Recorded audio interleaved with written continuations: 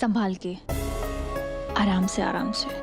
बहुत खूब कश्यप, आखिर तुम अख्तर मंजिल में अपने कदम जमाने में कामयाब हो ही गई। जैसे जैसे तुम अपने मकसद की तरफ बढ़ती जाओगी, तुम पे मेरा फक्र भी बढ़ता जाएगा। चढ़ा मन्नत, फालतू की दलीलें देना ना बंद करो।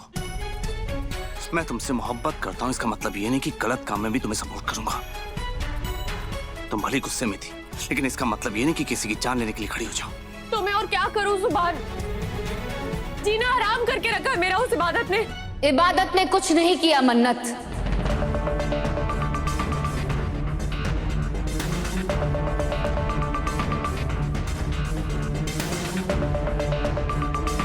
कि जो कुछ भी तुम्हारे साथ हो रहा है ना, उसकी जिम्मेदार तुम खुद हो।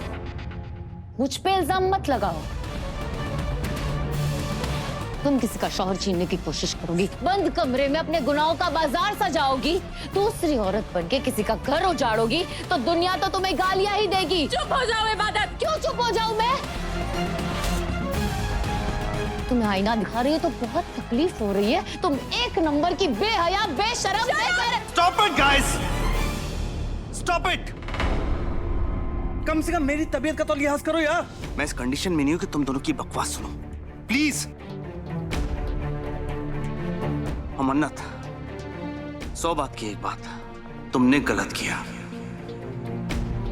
तुमने इबादत की जान लेने की कोशिश की,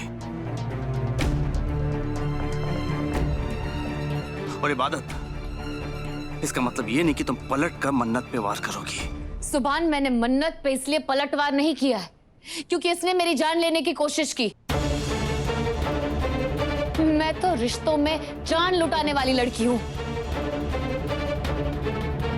मैंने इसकी जान लेने की कोशिश इसलिए की क्योंकि इसने मुझसे मेरा गुरूर, मेरे सुभान को छीनने की कोशिश की।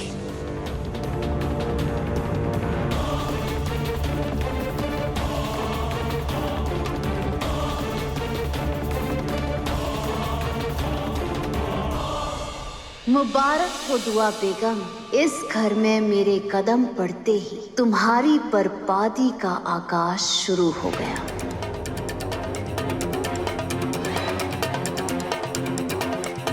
इस बार मैं तुम्हें ऐसा बिखेरूंगी कि कोई तुम्हें समेट नहीं पाएगा।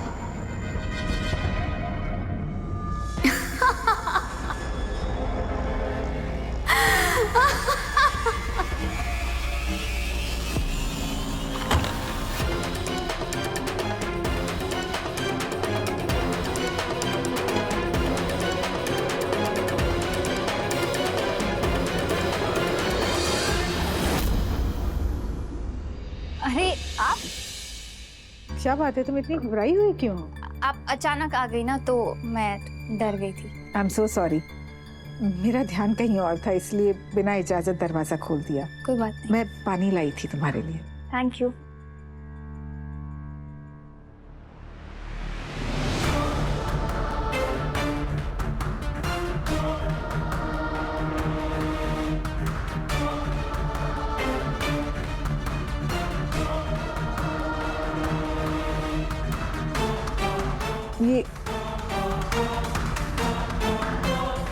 ये इत्र की खुशबू कहाँ से आ रही है?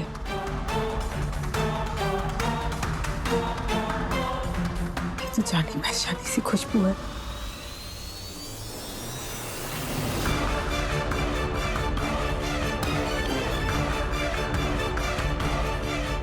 ये खुशबू, इससे तो मेरा दिल बैठा जा रहा है।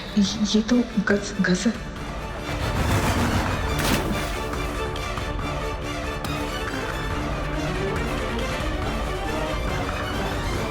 इस कमरे में तुम्हारे अलावा भी कोई और है क्या?